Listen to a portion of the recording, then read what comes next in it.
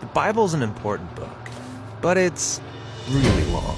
Yeah, it's a collection of many books written over a long period of time, but altogether they tell one unified story. So, what's the story of the Bible?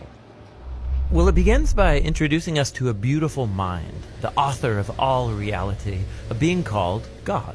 And he has the power to take the dark chaos of the uncreated world and bring about order and beauty and a garden full of life. And to crown this accomplishment, God appoints these creatures called humanity, Or in Hebrew, Adam. and they're made as God's image. Which means that they're commissioned to rule this beautiful world on God's behalf by harnessing all of its potential and creating even more beauty and order. This is a story about humans using their power to do meaningful, life-giving work.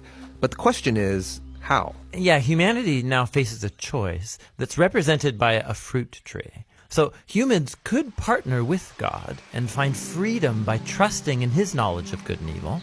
Or They could seize power and define good and evil on their own, which, God warns, will kill them. and they hear the voice of a dark, mysterious creature that tells them the choice is simple. Take the fruit. It'll give you power and freedom to rule the world on your own terms. And so they seize this knowledge, and as a result they become suspicious and self-protective. It leads to fractured relationships, violent power grabs, and ultimately a whole civilization, Babylon, that has redefined evil as good. And so God scatters this corrupted human project.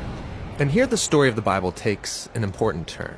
We zoom into the story of a man and a woman who come out of Babylon, Abraham and Sarah. Yeah, God promises that from them will come a new people, a nation that has another chance to make the right choice. And if they succeed, it will open up this new way forward for the rest of humanity. And this is why the rest of the Bible story is about this family. And it does not go well.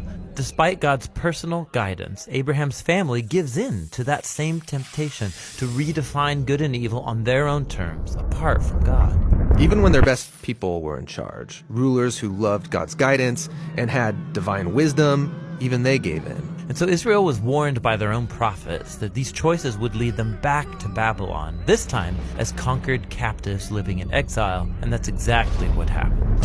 So even with God's personal guidance, Israel fails. Who can succeed? Well, the prophet said that the story wasn't over. God's going to send a new leader to Israel to cover for their failures and to transform the people's hearts and minds so that they can make the right choice. And so the part of the Bible called the Old Testament ends, and these promises are left hanging.